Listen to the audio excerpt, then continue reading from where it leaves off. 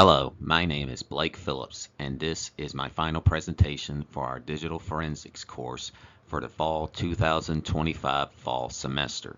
With this presentation, I will discuss the fundamentals of digital forensics, describe the different categories of tools used, and finally describe the tool EnCase and a case study in its use.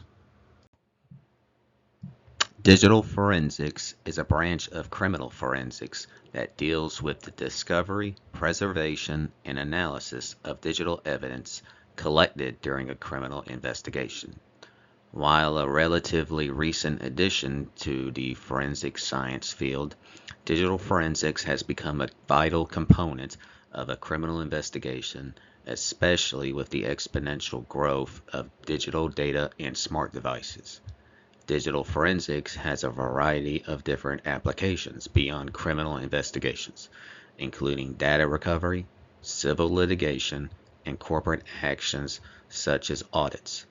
Digital forensics also contributes to the cybersecurity field, including recovering evidence left behind from a cyber incident, including data breaches, viruses, hacking, and discovering paths that hostile actors took. Considering that digital forensics plays a role in criminal investigations, possessing an understanding of legal procedures can be essential. During the evidence collecting stage, all investigators should follow a standard procedure for the classification, preservation, and labeling of evidence. The most important thing to consider is what is called the chain of custody. This is where there is a clearly identifiable timeline for the who, what, when, and where evidence was obtained and handled and by who. Failure to follow the chain of custody can have evidence ruled inadmissible in a courtroom. One should always consider the ethical side of forensics when performing an investigation of any kind. A digital forensics investigator should always be mindful when handling any sensitive data. Having an appreciation for respecting the privacy of others is a must.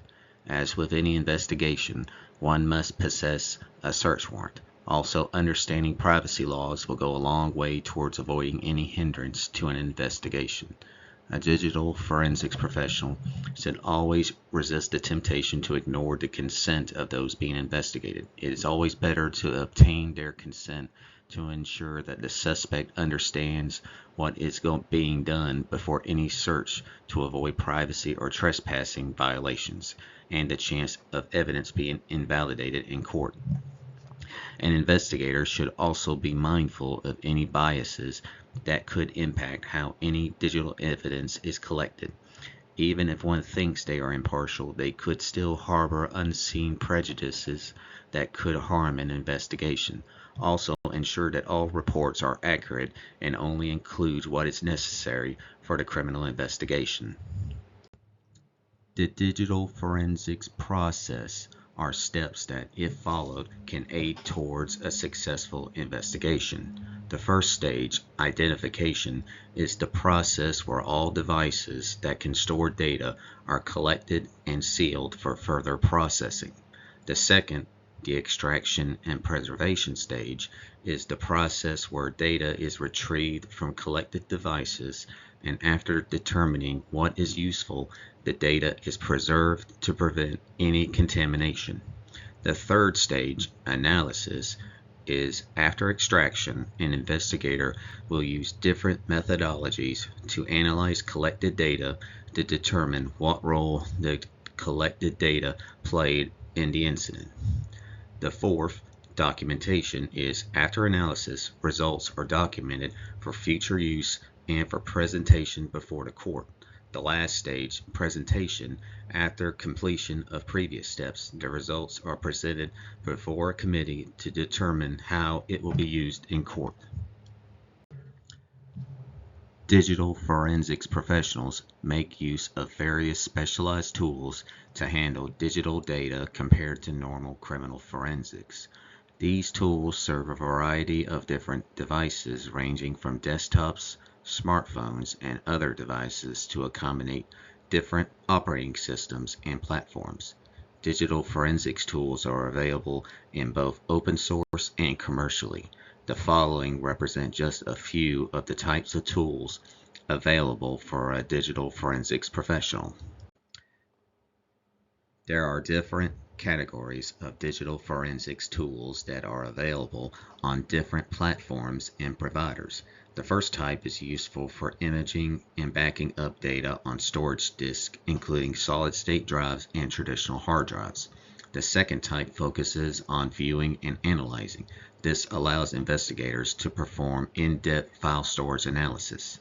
The third type focuses on Windows registry analysis, user settings, and software settings. Other tools include dealing with non-traditional computing devices, including Internet of Things devices. For this presentation, I will be demonstrating the digital forensics platform called EnCase. EnCase software is a digital forensics software originally developed by the Guidance Software Company in 1999. It is now owned by the company OpenText. EnCase has been an industry standard for several years by law enforcement in both the private and public sector. The platform is capable of acquiring digital evidence on Windows, Mac, and Linux OS platforms. EnCase can produce detailed reports after performing analysis, which can then be presented before a courtroom. Search and analysis capabilities allow an investigator to search for specific keywords and phrases. EnCase is a very popular forensics platform, especially with law enforcement, largely because of the combination of acquisition and preservation abilities have led to EnCase being considered an industry standard with digital forensics software. OpenText also provides an extensive training program on the proper use of the EnCase software for investigators to take full advantage of the platform.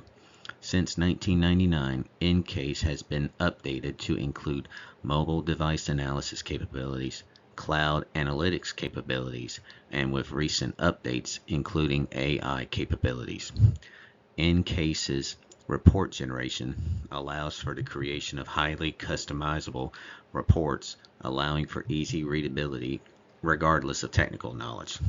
Also, EnCase utilizes a very user-friendly interface, which is useful for a digital forensics professional needing to perform analysis in a timelier manner and spending less time understanding how to navigate the EnCase platform.